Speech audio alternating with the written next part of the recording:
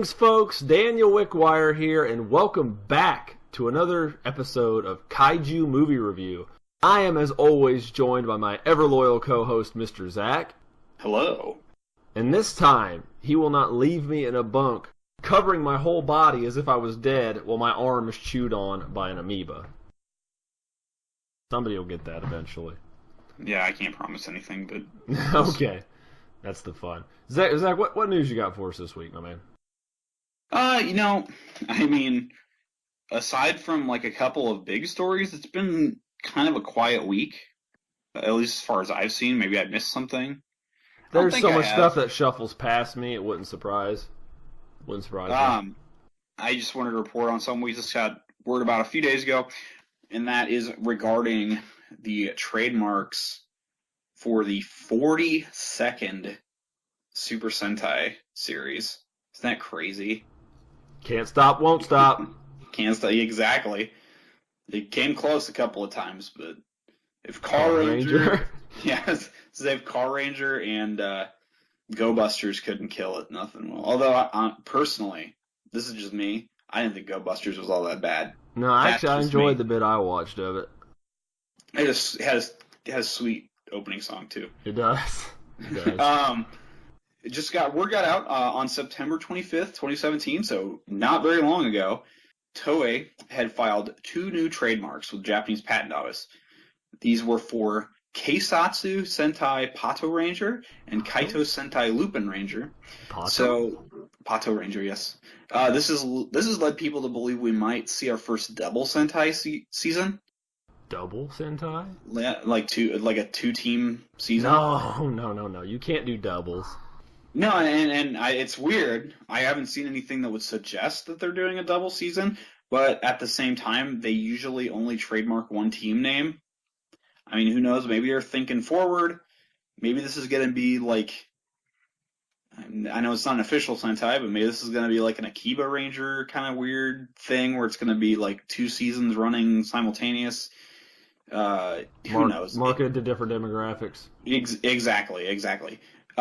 It's interesting. It's interesting. I mean, I'm not a huge fan of the names. Pato Ranger sounds kind of weird. Lupin Ranger sounds a little bit better.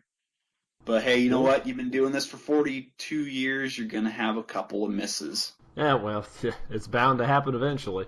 And I'm wondering how that's going to work. Maybe they'll do like an early season and then one late, so they'll do 2 in 1 year. Yeah, I mean, who knows? Yeah, maybe they're going to do 2 half series. That's true. They could do that. Instead of doing a 50 episode series, maybe they're going to do 2 25ers.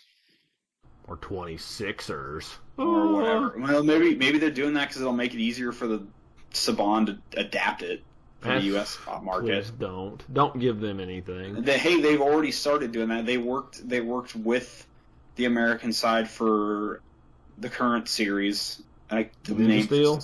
No. The current one that's airing in Japan, Uchu Sentai.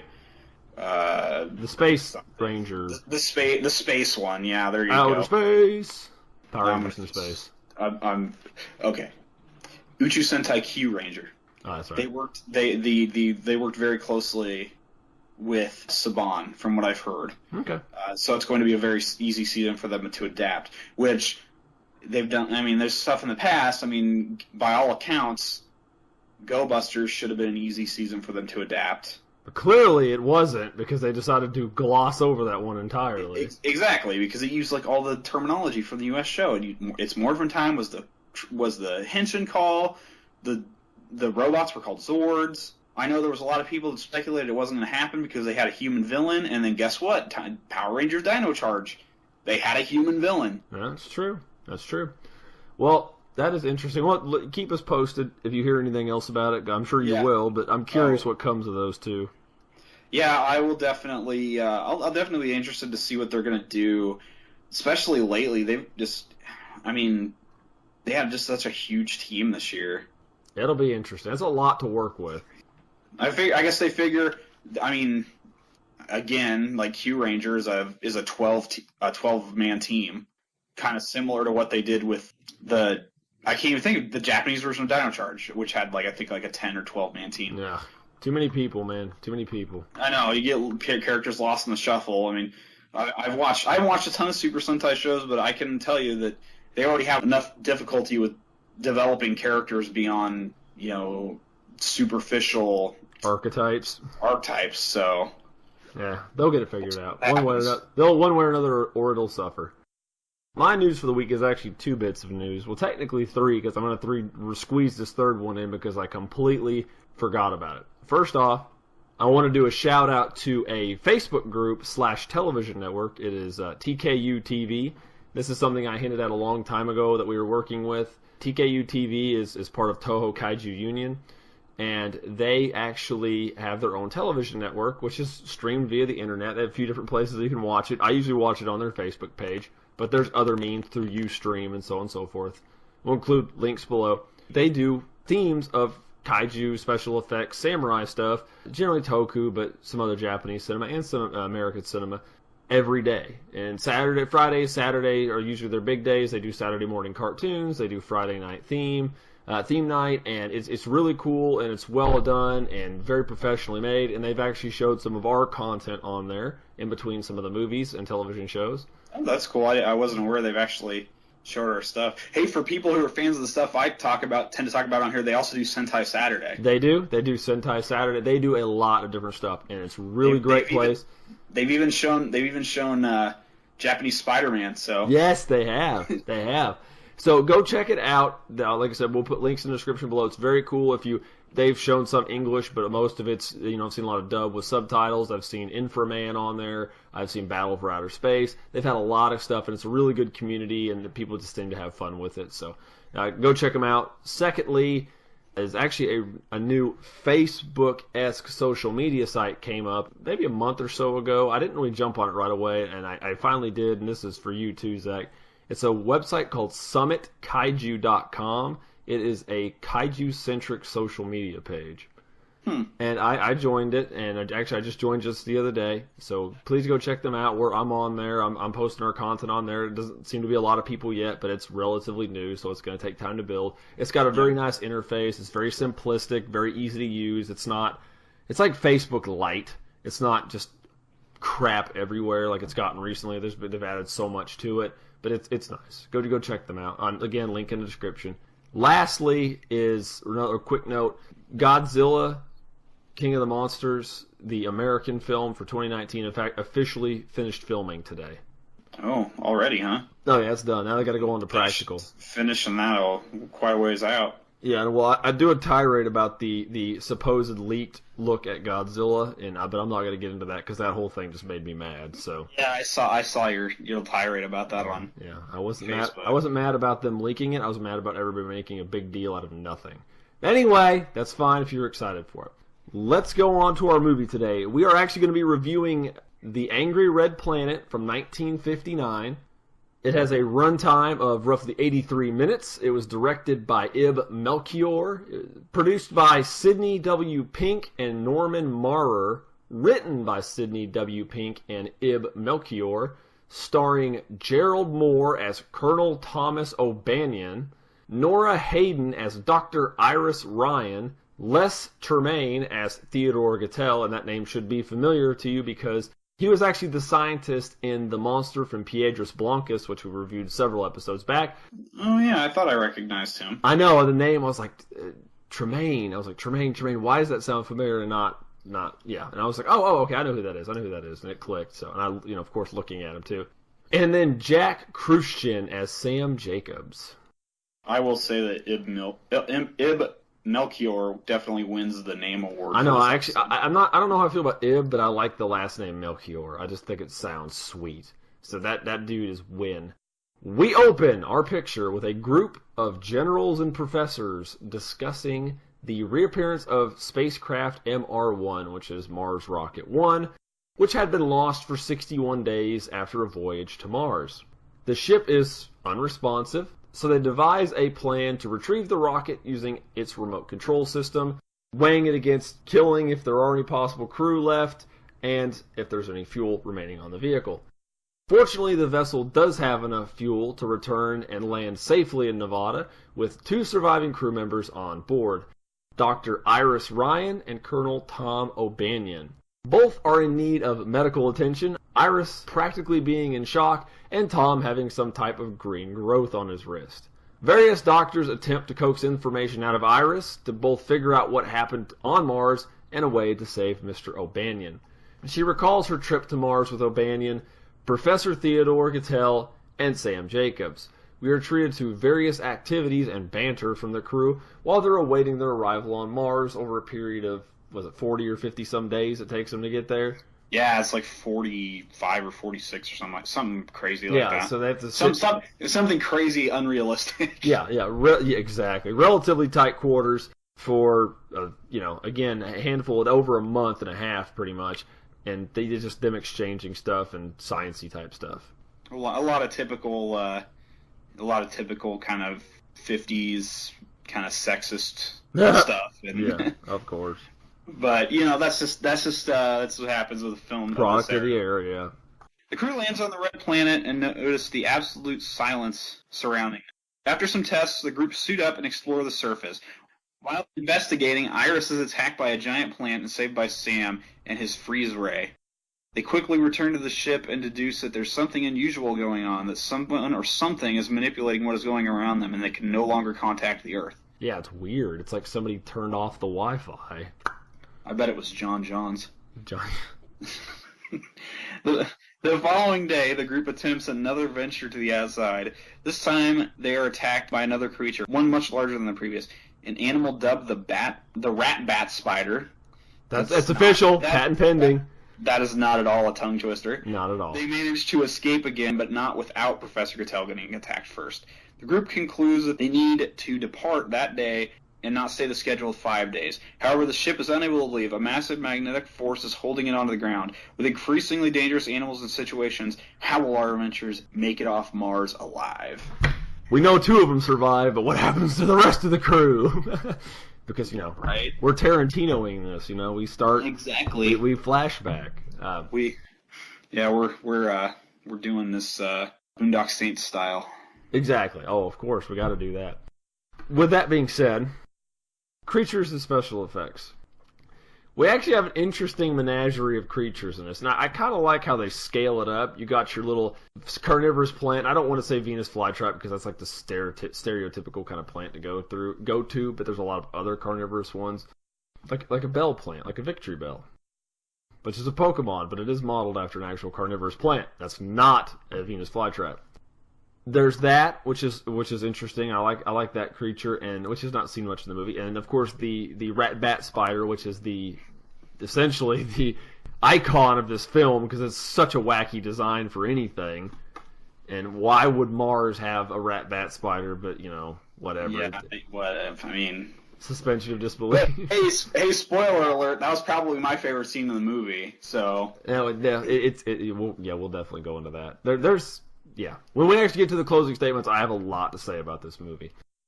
That's not the monsters. And then lastly, the giant amoeba, which we don't talk about. It happens later in the movie. That is just... It's not what you expect from this movie. It's really weird. It's way out there. It's cool, though, but it's way out there. Except the only thing I didn't like was its eye. Because it was like a turret. Yeah. You could hear the motor turn. Not really, but... If they would have done the eye more convincing, I would have been more sold on it. But I don't know. It was huge. It was so freaking cool. I like that. The monsters get a very big A+ from me in this movie, except for the plant. But the plant did look a little bit different, so I like that. You, Zach, what do you think of about the monsters? I think the monster designs are fine. I think they're hindered though by the strange tinting that they chose for the Mars scenes. And that's our segue to special effects. Yes, there is a red tint on everything. Oh my god! I felt like I was playing a Virtual Boy or a Tiger R Zone. Like my eyes hurt. Oh, dude! Remember when we had Mortal Kombat 3 in the R Zone? Yeah. Oh god, that was painful. After 20 minutes or so, my eyes hurt. This movie made my eyes hurt. Burned a hole into our retina. And especially watching the the HD clips, man, that red is so bright.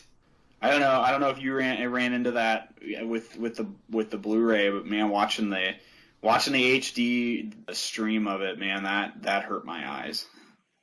The red tint it didn't bother me as much as apparently it bothered you. It was just unusual, and I get they're trying to go with Mars. It's a red planet, but they really just they cram it down. Of course, we have pictures of the rover that was on Mars, and it doesn't look like that, and we didn't know. But it's like red tinted all. It's just, yeah, that's not how the sun works. No, it's not. It's not how their atmosphere or lack thereof works either.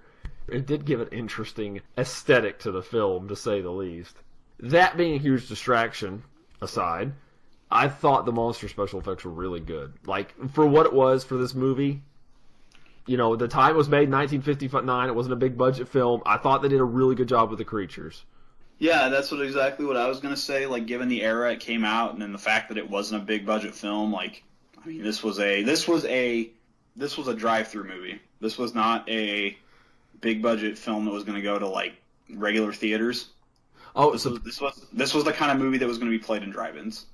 One thing to note here is actually the budget for the film was $200,000, which is a lot of money back in 1959. But over a quarter of the budget was used on that red filter screen crap. Oh, the red overlay. And here's another thing: the one thing that was a little distracting. The reason they did that was to try to make it look animated. So like when it showed certain things later, they were clearly just drawn pictures. Oh, when they showed stuff. I don't want to spoil it, but they showed stuff later in the movie. It was to kind of make stuff like that mesh a little bit better. The only time it's like one time I noticed it was really noticeable when they showed the rocket ship in outer space and it's clearly drawn. But we'll give them a pass just because of their budgetary constraints. Yeah, it probably helped too with the with scenes like the Bat Rat Spider where it was clearly a puppet. Yeah. The red filter kind of helped with hiding the strings. Yeah. But the mannequin operator did a good job with it. Yep. So before I say anything about that, I would like to move on just a hair. What did you find as pricing and availability for this film? As far as I could tell, the movie is readily available. It is available on DVD. It is available on VHS. It is available on Blu-ray. If you can find it, because apparently it exists out there, and I found one, the movie trailer at the very least. There is a 35 millimeter film reel of the trailer available that is sold recently on eBay. Yeah. Oh, I'd like that. I love that. I've got some old 35 mil stuff from when I worked at the movie theater, so that's pretty cool. Yeah. MGM released it as part of their Midnight Movies line, where it's going to run you about $5 to $10 for the DVD, or you can pick it up on a multi-disc set. It looks like it comes with it's a bunch of just kind of cheesy sci-fi films of the same kind of thing. It's Angry Red Planet, of course, and it's bundled with The Man from Planet X, Beyond the Time Barrier, and The Time Travelers, and that one's going to run you around $7 for that DVD. And the Blu-ray, which is relatively new, was released by Scream Factory, I want to say last year, maybe 2 years ago. I forget. Props to Scream/Shout Factory, though. Those guys are legit. Looks like the Blu-ray you can get for between $15 and $20, depending on condition and all that. So it's not an expensive film. It's very easy to find. Like just searching it on eBay, there's a lot of copies available. Oh, I guess it's even available on Laserdisc. Is it? Yes, it is available on a double billing Laserdisc alongside Journey to the Seventh Planet. Huh. And it is a whopping like $7 to $10. Interesting. Well, and I guess it's got two Laserdisc releases because there's another one that also has it with The Man from Planet X, The Monster That Challenges the World, and It, the Terror from Beyond Space. And that one's $30. It, the Terror from Beyond Space is a relevant film we have to cover. Yeah. So there you go. I mean, if you are willing to do some legwork, this thing is on VHS, Laserdisc, DVD, Blu-ray, or 35 millimeter. A lot of choices. Choices. Lots of choices. 35 mil is going to set you back a little bit because those are not cheap. Oh no, Mostly no, because definitely they don't not. make them anymore. I guess it's also worth mentioning a VHS copy is a little steep. It looks like those run between $10 and $30, depending on the release and if it's the MGM one or if it's the original EMI version. Well, here's what I managed to come up with. Not too dissimilar from yourself. The Blu-ray, of course, it's $18.20 right now. I actually own that version. It actually didn't look too bad. The Blu-ray conversion was pretty good for this kind of film. And then of course there's the standalone DVD for $5. You can get you get an old VHS of the Midnight Movies collection, or from MGM's Midnight Movie collection. You can get that for $8. And there is actually a copy of the DVD box set of Angry Red Planet from Japan. And I can't figure out what else it comes with, but I know they made some Sufobi or some figures in Japan of the Bat Rat Spider. They do exist. I think M1 Go, maybe it was. I don't know. I can't fully recall, but yeah, I guess you can put them on your shelf with your Gar Sharp. I don't have a Gar Sharp, but that would be cool. But that's mainly the ones I'm finding. There is an old VHS for $5 on here, the old HBO video version. So that's an early VHS. I don't know when that was released.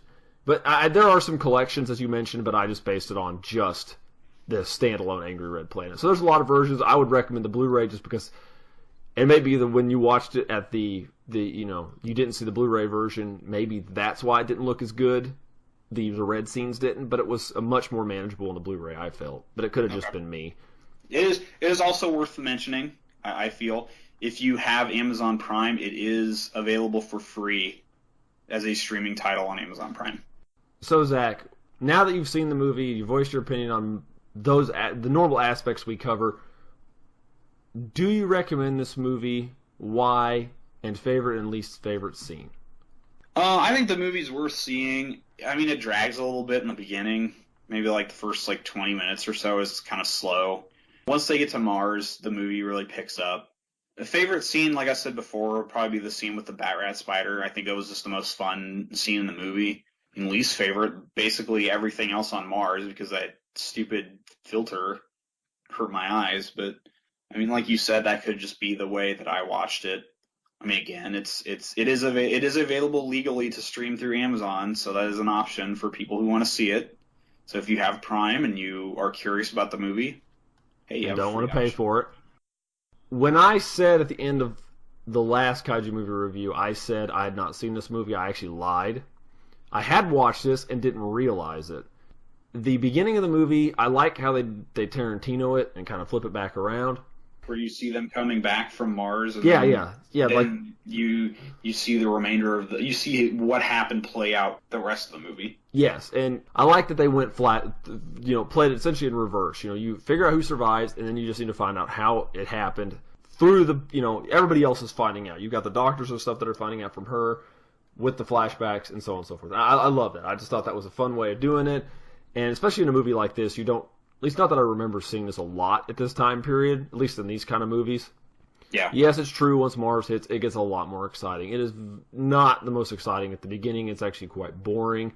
A scene I like towards the beginning is when Sam is reading that comic book and kind of going out of that. I think that's just kind of neat, somewhat referential humor. When they actually get there, though, I like how they progressively step up the danger.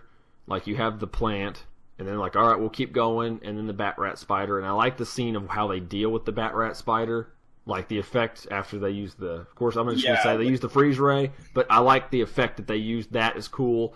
And then when the actual amoeba shows up, there's just, there's tension going on because you don't know. I mean, they're going to live, but just at that point, it's just cool. It steps up the issues. Like, it just gets more dangerous and more dangerous and more dangerous the longer they're there. And it's not like a lot of these movies where there's always a monster there and it's there, but it doesn't seem like anything comes of it until the climax.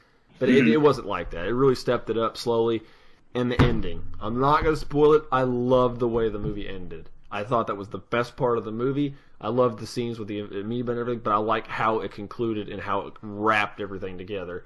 And I also like how the doctor mentioned, Professor Theodore mentioned, they knew something was wrong. Something wasn't right. Of course, how they knew that, I don't know, because they were on a different planet. But, movie, we'll give them benefit of the doubt.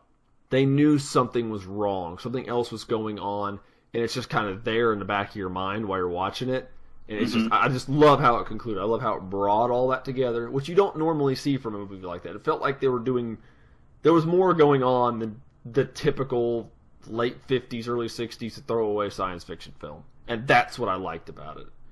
One more thing before I get on to my favorites and such is I like how the character went full circle with Iris. You get the beginning where she's attempting to be independent, scientific, professional. Then you kind of get a little bit of that damsel in distress in the middle, which is typical. But then it kind of wraps around at the end where she's got to save the day. So it's kind of nice.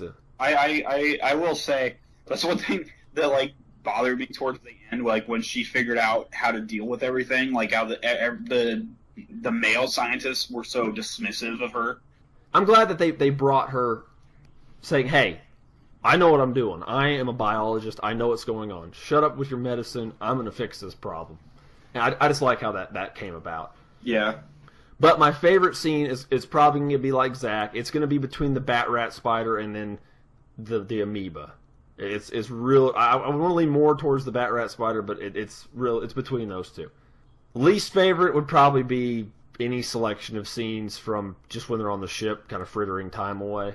Not the comic book scene. I like where they reference the comic monster movie stuff, but yeah, the rest of that, don't care. I mean, it was just kind of whatever.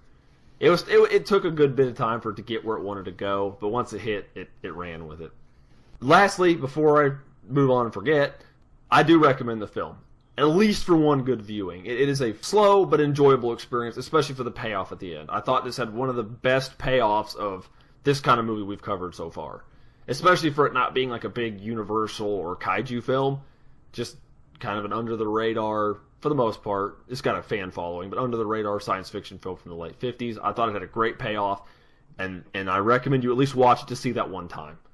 You could probably watch it again. It probably has enough substance for that. I don't know if I will, but definitely recommend you check it out. Okay, Zach, why don't we wrap up this episode and you lead us out the door for the day? Absolutely. As always, you can find me over on Twitter at CultureZach, where I will talk about kaiju and video games and all kinds of other nerdy goodness. You can find my writing over at cultureshock.com, where I write about video games and video game-related topics. I'm, of course, here bi-weekly with Mr. Zach and occasionally my wife covering Kaiju Movie Review. In between those weeks, we do our short-form informational video series called Monster Bites. We just did one last week covering the lost Gamera film, Gamera vs. Garasharp. So if you've never heard of that or don't know anything about it, you might check it out. Actually, we talked about a few other... Which is why I referenced it earlier. Exactly.